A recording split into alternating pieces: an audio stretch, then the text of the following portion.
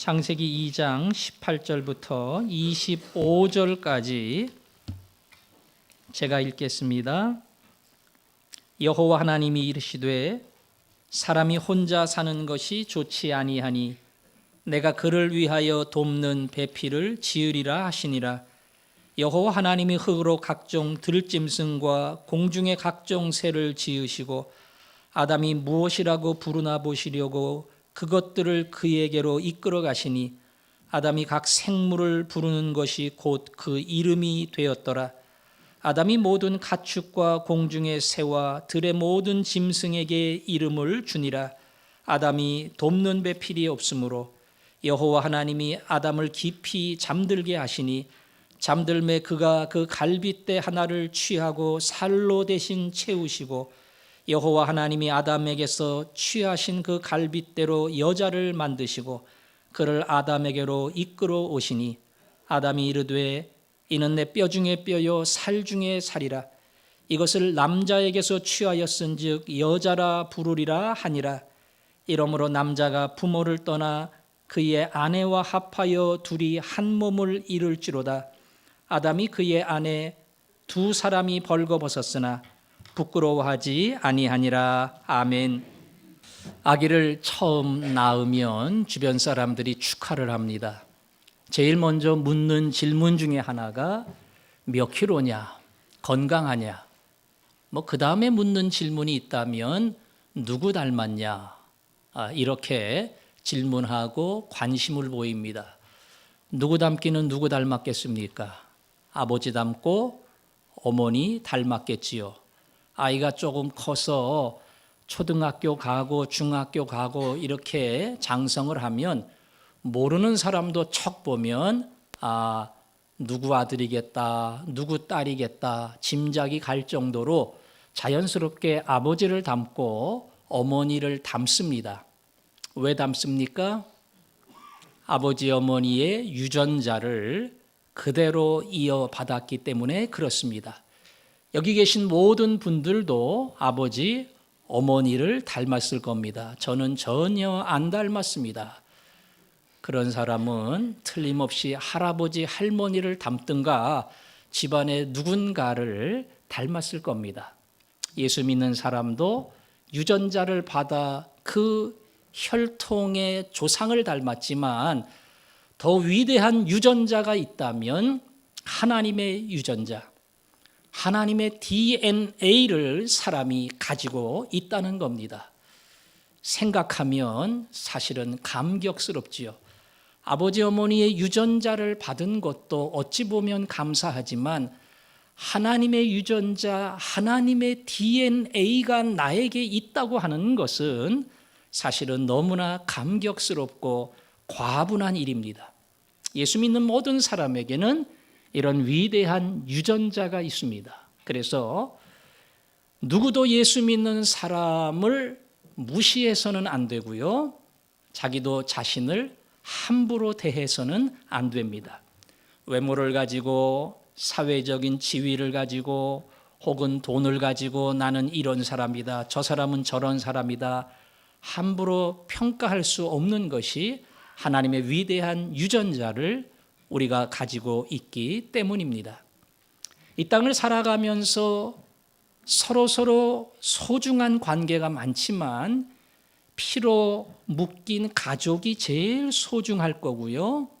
그 가족 중에도 가장 소중한 관계가 있다면 남편과 아내의 관계고 그리고 사이입니다. 오늘 성경은 제가 늘 강조하지만 결혼 주례를 할 때마다 언급하는 구절이고요. 그래서 제가 설교할 때 많이 들었다 이런 분들은 결혼식을 여러 번 참여했거나 딴 생각하지 않고 주례사를 들었거나 이러신 분들이고, 거의 처음 듣는다 이런 분들은 제가 주례하는 결혼식에 많이 참여를 안 했거나 왔어도 딴 생각을 했거나 그러신 분들이에요. 여러분 가운데 대다수가 제 설교를 처음 듣는 것처럼 듣기를 원합니다.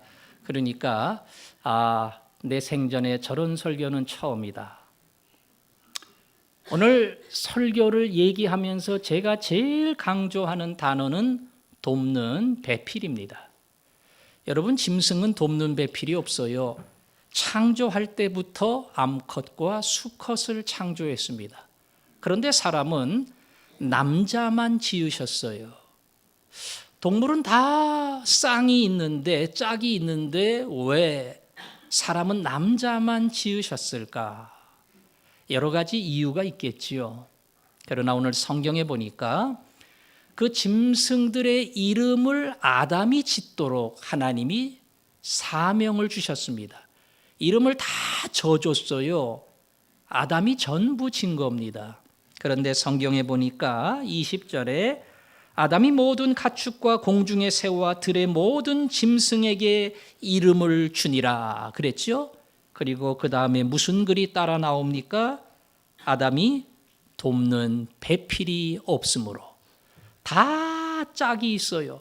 전부 이름을 지어줬는데 자기만 짝이 없어요.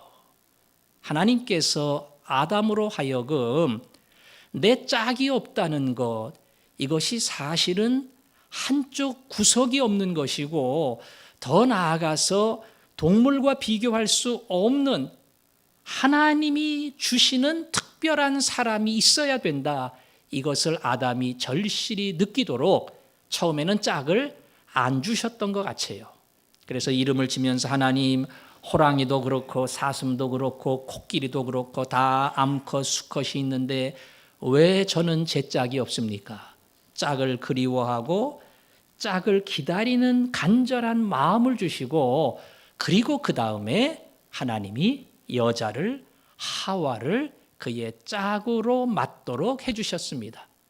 그리고 원리를 돕는 배필이라, 돕는 배필이라. 누가 누구를 돕는 겁니까? 여자가 남자를 돕는 겁니다. 성경적인 서술대로 이해를 한다면 아담으로 하여금 하와를 돕게 하지 않고 여자를 만들어서 남자를 돕는 배필로 세웠다. 글자 그대로 이해하면 남성의 입장에서는 여성이 뭔가 이렇게 남자를 도와야 되고, 조금 심하게 말하면 시녀처럼 남편이 시키는 거 잘 따라해야 된다, 이렇게 이해할 수 있지만, 가만 보면 남자가, 아담이 완벽했다면 도울 이유가 없습니다. 거꾸로 말하면 완벽하지 않기 때문에, 그래서 누군가의 도움이 필요하기 때문에 여자를 만들어 돕는 배필이 되게 한 겁니다. 어느 신학자의 말처럼 하나님이 갈빗대를 취하신 이유는 다리뼈를 취하면 남성이 무시할까 봐서, 머리뼈를 취하면 여성이 남성을 함부로 대할까 봐서 중간에 있는 갈비뼈를 가지고 여성을 만드셨다. 그런 의미에서 남성과 여성은 사실은 누구도 완벽하지 않고 서로를 도와야 할 돕는 배필입니다. 그래서 결혼을 하면서 남성이 반석같이 든든해 보인다 할지라도, 내 일생을 맡겨도 안심할 수 있는 그러한 남성이라 할지라도 어느 날 풍선처럼 터지는 연약한 존재라고 하는 사실을 알게 됩니다. 그때 우리는 실망했다. 나는 이런 남자라고 생각하지 않았는데 그거 아니라 그랬죠. 그래서 내가 있다. 나는 그 모든 아픔과 상처를 돕는 배필이다. 이게 마땅한 부부의 원리입니다. 남편도 아내를 보면서 정말 예쁘고 아름답고 환한 꽃 같고 활달하고, 그래서 내 인생에 큰 즐거움을 주었는데 어느 순간에 보니까 우울증도 있고 얼굴이 심각해지고, 즐거움을 주는 게 아니라 시든 꽃처럼 나를 피곤하게 만든다. 그러면 실망스럽겠지요. 그럴 때마다 그 시든 꽃을 피우는 맑은 햇볕과 물이 나다. 내가 그 일을 한다. 이게 돕는 배필입니다. 가만 생각하면 돕는 배필이라고 하는 게 대단한 자부심을 느낍니다. 대단한 자부심을 느껴요. 당신은 나 없으면 시체야. 내가 당신의 모든 약함을 채워주기 때문에 당신이 이 정도지. 나야말로 당신의 모든 약점을 메꾸어주는 당신 인생의 최고의 밑받침이고 격려자고 위로자고 어떻게 보면 완성자야. 이거 얼마나 자부심이 있는 말이에요. 거꾸로 나 좀 도와줘야 돼. 나 좀 채워줘야 돼. 내 성격 이해해 줘야 돼. 이거는 조금 창피한 말이죠. 나는 당신을 돕는 자고 채우는 자다. 인생을 살아가면서 이 부부의 원리를 잘 알고 그래서 약점을 보고 허물을 보고 실망스러운 점을 발견할 때마다 내가 그래서 당신 옆에 있다.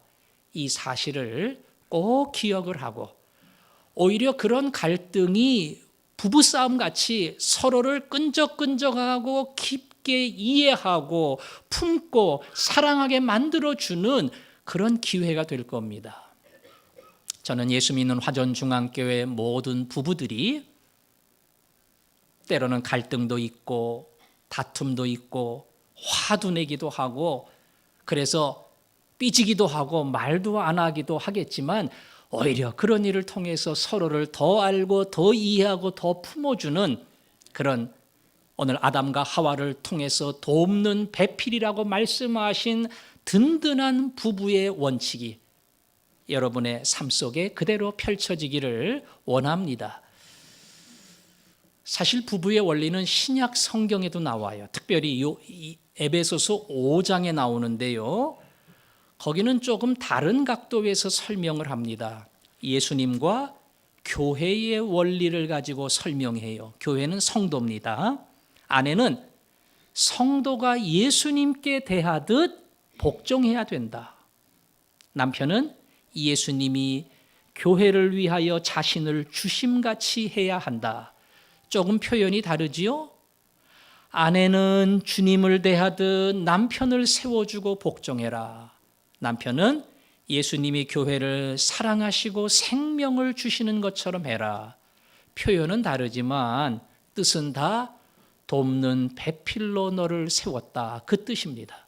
그런데 신약 성경이 더 깊고 오묘한 거예요. 왜냐하면 예수님과 교회를 통해서 부부의 원리를 가르쳤기 때문에 신약 성경은 부부의 원리가 얼마나 깊고 오묘한가 하는 것을 우리에게 설명을 해주는 겁니다. 나중에 5장, 6장 읽어보세요. 부부의 원리를 얘기하다가 그 다음은 교회의 원리를 이야기합니다.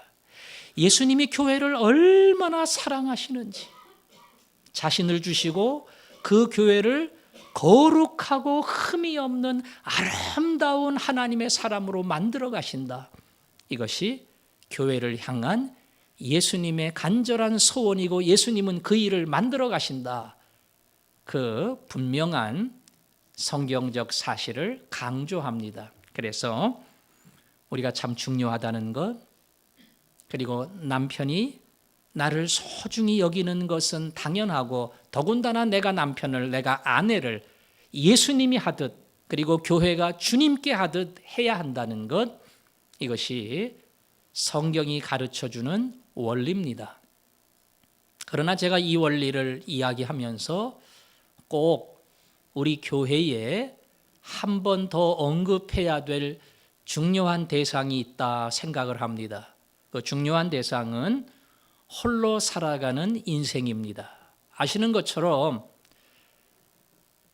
한 10여 년 전부터 싱글족이 많아졌어요. 물론 연세가 들어서 사별하고 혼자 남는 분도 있지만 젊은 사람들이 혼자 사는 그런 경향이 늘어났습니다.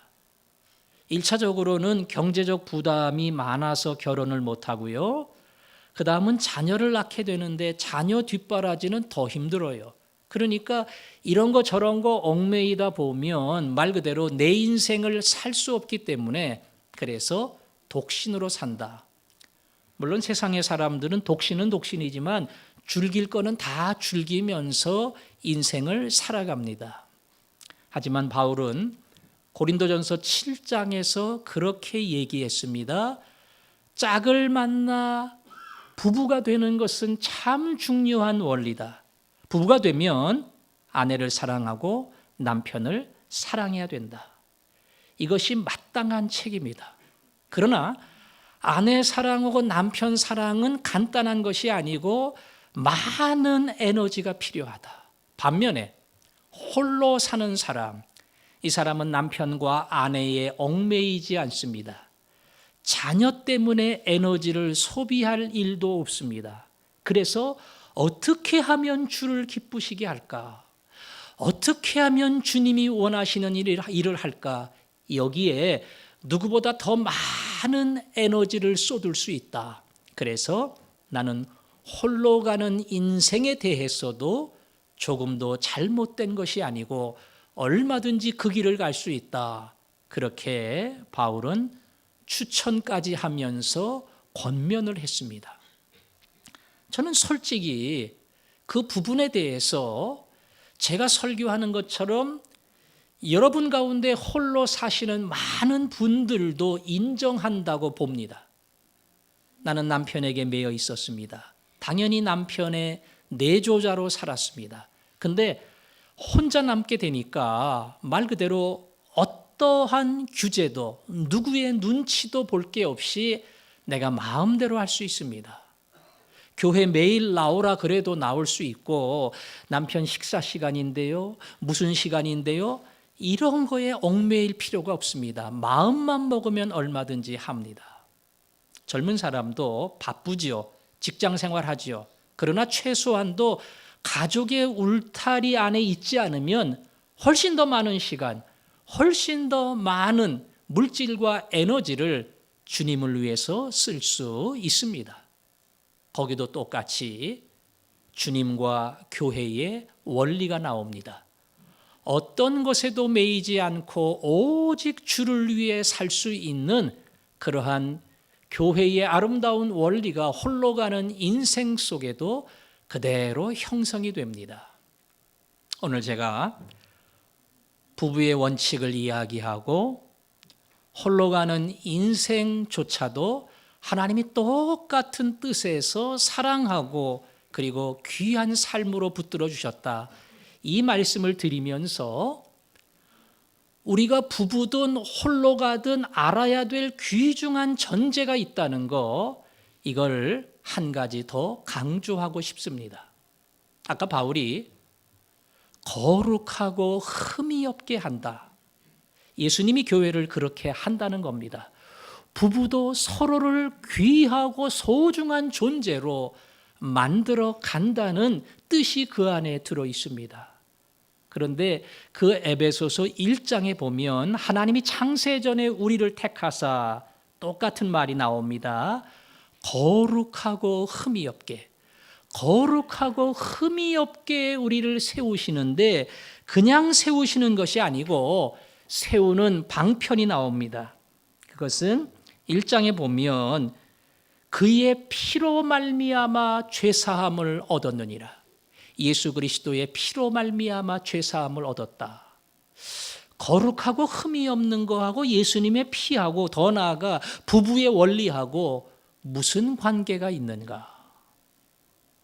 부부가 서로를 귀중히 여기고 아껴주려면, 거룩하고 흠이 없는 사람으로 세워주려면 내가, 자격 없는 내가, 허물 많은 내가 예수 그리스도의 피로 죄사함을 얻었다고 하는 이 놀라운 은혜를 잊지 말아야 됩니다. 나 같은 사람도 예수님이 다 받아주셨는데 내가 우리 아내를 못 받을 이유도 없고 우리 남편을 이해해 주지 못할 이유도 없어. 왜? 나 같은 놈도 나 같은 사람도 주님이 받아주셨으니. 이 십자가의 피가 사실은 부부 사랑의 가장 기본적인 원리입니다. 독신으로 살아가는 인생도 마찬가지입니다. 똑같은 고린도전서 7장에 보면 너희는 값으로 산바되었다. 값으로 산바되었다. 무슨 값이에요? 예수님의 생명의 피값입니다. 독신으로 살아가는 모든 인생도 예수님께서 그 피값으로 사셨기 때문에 내가 소중하고 다른 사람이 소중하고, 똑같이 다른 사람 한 명 한 명을 거룩하고 흠이 없는 자로 교회가 주님께 대하듯 그렇게 감사함으로 섬겨야 된다. 이것이 독신의 원리에 나타난 주님의 가르침입니다. 오늘 제가 우리 교회가 지향하는 4가지 목표, 그 중에 하나가 예수 안에 세워지는 가정입니다. 예수 안에 세워지는 가정. 부부가 흔들리면 부모와 자식 간에 갈등이 생기고 상처가 많아지면 교회의 삶, 섬기는 삶은 말 그대로 껍데기만 남습니다. 부부가 예수 그리스도가 나 같은 자를 변덕스럽고 약속해놓고 또 그 약속을 어기고 수없는 욕심과 시기와 질투와 조금만 잘 되면 자랑하려고 하고 교만 떨려고 하고, 부부로서는 도저히 용납할 수 없는 나 같은 자를 예수 그리스도가 그 피로 받아주셨으니, 그래서 내가 당신을 사랑하고 당신을 아끼고 당신을 섬길 수밖에 없는 이유입니다. 이것이 그리스도의 피를 바라보면서 우리 부부가 더 든든해지고 더 강해지고, 그리고 갈수록 더 끈끈해지는 사랑. 예수 믿는 사람이 그렇게 될 수밖에 없는 이유입니다. 살면서 젊을 때 좋았는데, 한창 때 좋았는데 다 늙으니까 시들시들해지고 별로 매력도 없고, 아이고 그때가 생각난다. 나도 늙었는데요, 뭐 다 같이 늙는데요, 뭐 세월이 지나면서 할머니 당신밖에 없어. 여보 나한테는 당신이 최고야. 이건 예수 믿는 사람한테 가능한 고백입니다. 인생을 살면서 그리스도의 피가 여러분을 붙들고 그리스도의 피가 우리 부부관계를 친하게 하고 그리스도의 피가 이 교회를 섬기도록 만드는 하나님이 그 은혜를 여러분 모두에게 채워주시기를 주님의 이름으로 축원합니다. 오늘은 제가 기도하겠습니다. 하나님, 우리를 너무나 사랑해 주셔서 감사합니다. 그 극진한 사랑이 아니고는 어떻게 자기 아들을 내어줄 수 있었겠습니까? 자격 없는 저희들이 과분한 사랑을 받았기에 할 말이 없고 못한다고 할 수도 없고 사랑하지 않겠다고 말할 수도 없습니다. 귀중한 아내를 주시고 남편을 주셨으니 한평생 사랑하게 하시고 말 그대로 나 같은 사람을 사랑하신 예수 그리스도의 그 사랑 때문에 소중히 여기고 품고 아픔과 약점을 덮어주는 저희들이 되게 하여 주옵소서. 예수 안에 세워지는 가정, 예수 안에 세워지는 부부, 하나님 사랑해 주셔서 든든한 가정 때문에 든든한 교회 되게 하시고 든든한 교회가 되어 든든히 주님을 섬기는 우리들로 만들어 주옵소서. 예수님 이름으로 기도합니다. 아멘.